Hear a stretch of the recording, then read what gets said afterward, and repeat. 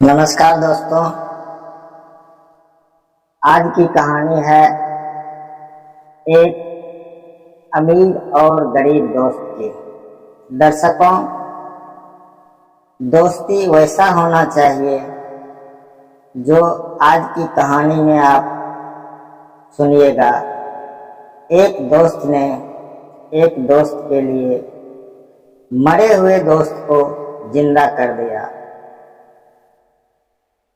इसलिए कि वह दोस्त इतना गिर चुका था कि उसको उठाने वाला दुनिया में कोई नहीं था। लेकिन एक अमीर दोस्त ने अपना ऐसा फर्ज निभाया जो उसको उठाकर जमीन पर ला दिया। तो दोस्तों, इस मोटिवेशनल कहानी को आप ध्यान से सुनिए। बहुत ही प्रेरणादायक कहानी है। आप लोगों को जरूर अच्छा लगेगा तो इस चैनल को लाइक, शेयर और सब्सक्राइब जरूर कीजिएगा। नमस्कार। साहब, मैं आपका सामान उठा लूं क्या? साहिल अभी बस से उतरा ही था कि किसी की आवाज़ सुनकर चौंक गया।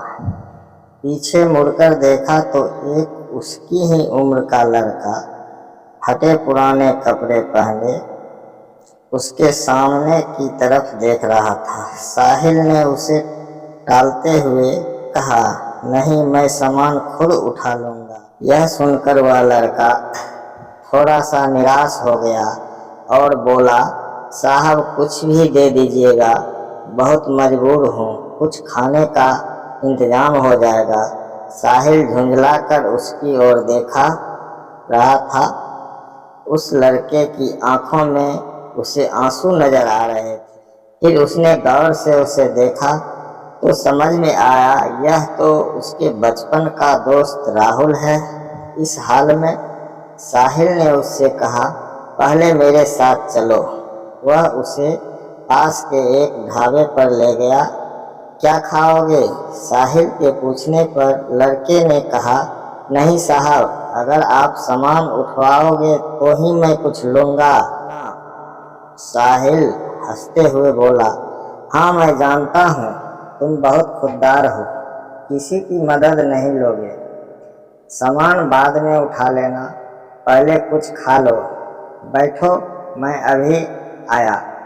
लड़का डरते डरते सामने पड़ी मेज कुर्सी पर बैठ गया। साहिल कुछ देर में आकर उसके सामने वाली बैठ जाता है। साहिल उससे पूछता है, तुम इस हाल में कैसे? मेरा मतलब है कुछ अपने बारे में बताओ। राहुल ने बताया, साहब मेरे पिता इसी गांव में एक किसान थे।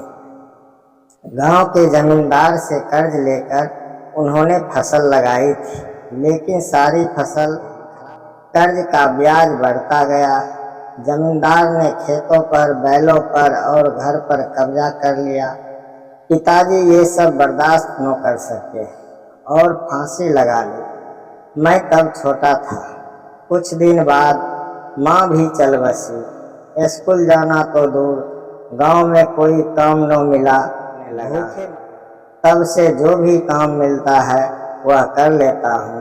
दोपहर को बस के आने पर कोई सवारी सामान उठवा लेती है तो खाने का जुगाड़ हो जाता है। तभी खाना आ गया। खाना देखकर राहुल बोला, साहब ये तो बहुत महंगा होगा, मेरी मजदूरी तो बस 10 रुपये बनती है, ये सब चुका पाऊंगा। साहिल हंसते हुए बोला, अभी मैं आया हूँ, वापस भी जाऊंगा, तब मेरी सामान उठा लेना। साहिल उसे जानबूझकर अपनी पहचान नहीं बता रहा था। उसे पता था अगर उसने ऐसा किया तो राहुल उससे मदद नहीं लेगा। राहुल बहुत भूखा था, वह जल्दी खाने लगा। इधर साहिल कुछ देर के लिए पुराने दिनों में खो गया। उस समय दोनों एक ही स्कूल में पढ़ते थे, दोनों साथ खेलते थे। राहुल पढ़ने में बहुत तेज था, उसमें और साहिल में हमेशा फर्स्ट आने की होड़ लगी रहती थी। साहिल के पिता उसी स्कूल में थे। साहिल के पिता का ट्रांसफर हो गया तो साहिल स्कूल छोड़कर शहर चला गया। आज वह कॉलेज में पढ़ता है। छुट्टियों में गांव के पुराने दोस्तों से मिलने चला आया।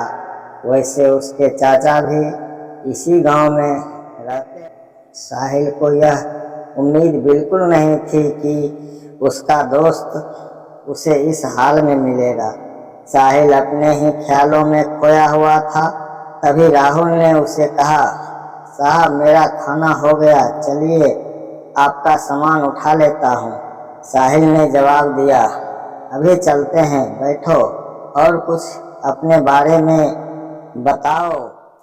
अब कहाँ रहते हो और आगे क्या करोगे? राहुल ने जवाब दिया, साहब क्या करेंगे, मेरे बारे में जानकर मेरे जैसे लोग ऐसे ही सड़क पर मजदूरी करते रहते हैं और एक दिन ऐसे ही मर जाते हैं। एक समय था हमारे पास भी सब कुछ था। वो जो सामने आप स्कूल देख रहे हैं पढ़ा करता था। साहिल बोला, अब पढ़ने का मन नहीं करता? राहुल बोला, साहब माता पिता का साया क्या होता है ये उनके जाने के बाद पता लगता है। मेरे माता पिता मुझे सरकारी अफसर बनाना चाहते थे। साहिल उसकी बातें आ था। राहुल को एक पल के लिए भी यह एहसास नहीं हुआ कि यह तो उसका बिछड़ा हुआ दोस्त है, क्योंकि साहिल के नयन नक्श से लेकर उसका पहनावा सब बदल चुका था। राहुल ने पूछा, साहब आप यहाँ हैं? साहिल ने अपनी पहचान छिपाते हुए कहा, नहीं बस ऐसे ही गांव घूमने आया था। यहाँ कोई होटल मिल जाएगा रुकने के लिए? हाँ साहब, बस स्टैंड के पीछे ही एक होटल है। आपके शहर जैसा तो नहीं पर ठीक ठाक है, मैं आपको वहीं ले चलता हूँ, राहुल बोला। साहिल ने हाँ में सर हिलाया। राहुल सामान लेकर आगे आगे और साहिल उसके पीछे पीछे चलने लगा। कुछ ही देर में वे होटल में पहुंच गए। साहिल ने एक कमरा लिया। राहुल उससे कहने लगा, साहब मैं चलता हूँ, अब आपको जाना हो बता देना, मैं आपका सामान लेने आ जा। साहिल बोला, अरे रुको, ये कमरा मैंने 2 लोगों के लिए लिया है, तुम मेरे साथ रहोगे? राहुल बोला, नहीं साहब, कहाँ मैं और कहाँ आप, वैसे भी मैं तो कहीं भी सो जाता हूँ। मेरा बिस्तर एक पेड़ के ऊपर रखा होता है, वही पेड़ के नीचे चबूतरे पर सो जाता है, जाने दो साहब। साहिल बोला, मुझे तुमसे बहुत सी बातें करनी है, जब तक मैं यह हूँ तुम मेरे साथ रहोगे। मैं यहाँ किसी को जानता नहीं हूँ, तुम मुझे पूरा गांव घुमाओगे। राहुल कुछ नहीं बोला। कमरे में सामान रखने के बाद साहिल राहुल को लेकर की दुकान पर गया। उसे नए कपड़े दिलवाए, नए जूते दिलवाए, फिर उसे लेकर होटल पर आया।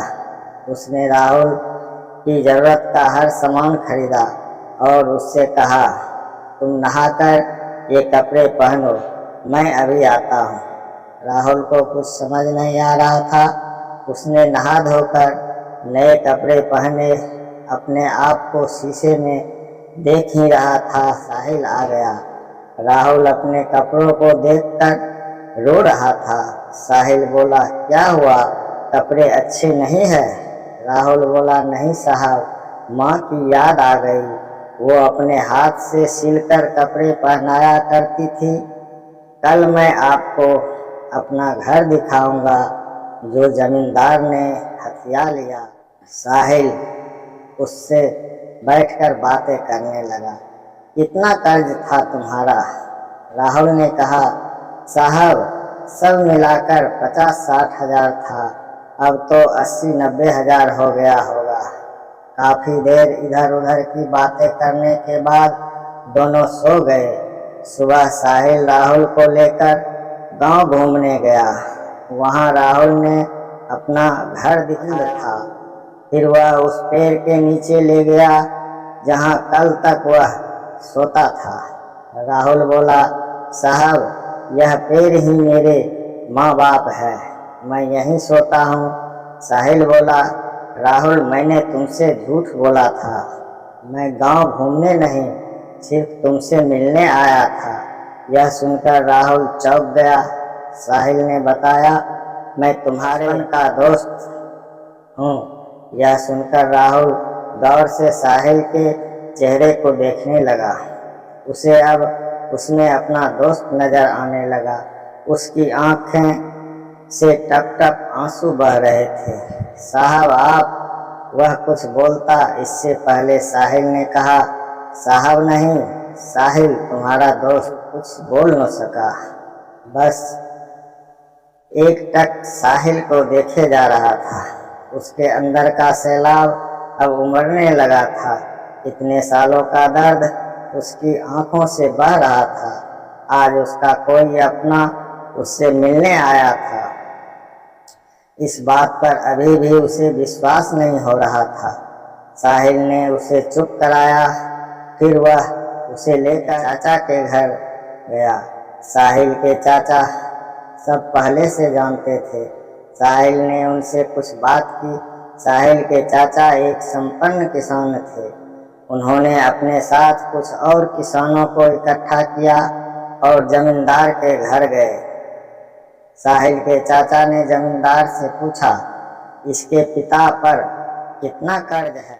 जमींदार ने अकड़ से कहा, कौन चुकाएगा? इसके पास तो फूटी कौड़ी नहीं है, नहीं तो इसका बाप फांसी नहीं झूलता। सब मिलाकर 1 लाख है। साहिल ने अपने चाचा को इशारा किया। उन्होंने बैग से 1 लाख रुपये निकालकर जमींदार के सामने रख दिए और कहा, इसके खेत, मकान और बैल अभी वापस चाहिए। जमींदार यह देखकर घबरा गया, लेकिन इतने लोगों के सामने कर भी क्या सकता था। घर की चाबी और कागज वापस कर दिए, बैल उसे घर भिजवा दिए। वहां से निकलकर साहिल बोला, चाचा जी मैं शहर पहुंचते ही आ दूंगा। फिर उन्होंने और किसानों के सामने राहुल से बोला, बेटा तुम्हें तुम्हारा सब कुछ वापस मिल गया, अब अपने खेतों पर खेती करो, हम सारे किसान तुम्हारा साथ देंगे। यह सुनकर सब किसान तैयार हो गए। हाँ बेटा, अब वो जमींदार तुम्हारी तरफ आंख भी नहीं उठा सकेगा। साहिल ने राहुल को खेती करने के लिए 20,000 रुपये और दिलवा दिए। राहुल उसके पैरों में गिर पड़ा।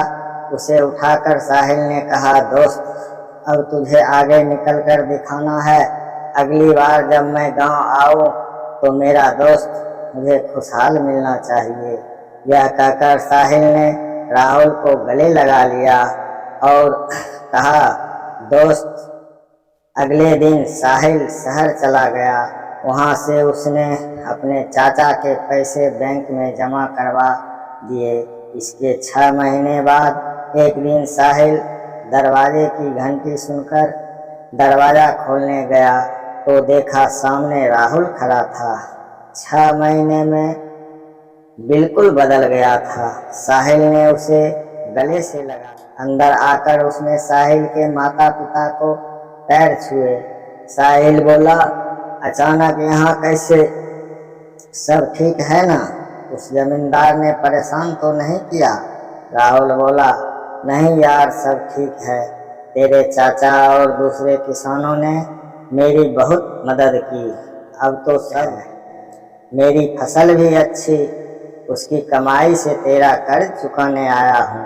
ये 20,000 है, बाकी धीरे धीरे चुका दूंगा। साहिल बोला, तू मेरा भाई है, मैंने कोई कर्ज नहीं दिया था तुझे। तूने कैसे सोच लिया ये मैं नहीं ले सकता? लेकिन राहुल जिद करने लगा। तब साहिल के पिता ने कहा, बेटा रख लो, ये इसकी तारी है जो शिक्षा मैंने दी थी, यह उसकी पालन कर रही है। साहिल पैसे रख लेता है। फिर राहुल शर्माते हुए उसे अपनी शादी का कार्ड पकड़ा देता है। साहिल कहता है, अरे ये क्या, तू शादी कर रहा है? तभी साहिल के पिता ने कहा, हाँ, जब तूने हमें सब बताया तभी मैंने तेरे चाचा से इसके लिए अच्छी सी लड़की देखने के लिए कहा था। कब तक घर में अकेला रहे? राहुल बोला, मैं आप लोगों का एहसान जिंदगी भर नहीं भूल सकता। मेरी तो कोई औकात नहीं थी। साहिल बोला, सब ऊपर वाला करता है, सब उसी के हाथ में है। तेरे अच्छे दिन आने थे, मैं नहीं आता मदद करने तो ऊपर वाला किसी और को भेज देता। लेकिन कुछ दिन बाद साहिल अपने परिवार के साथ राहुल के शादी में पहुंच गया।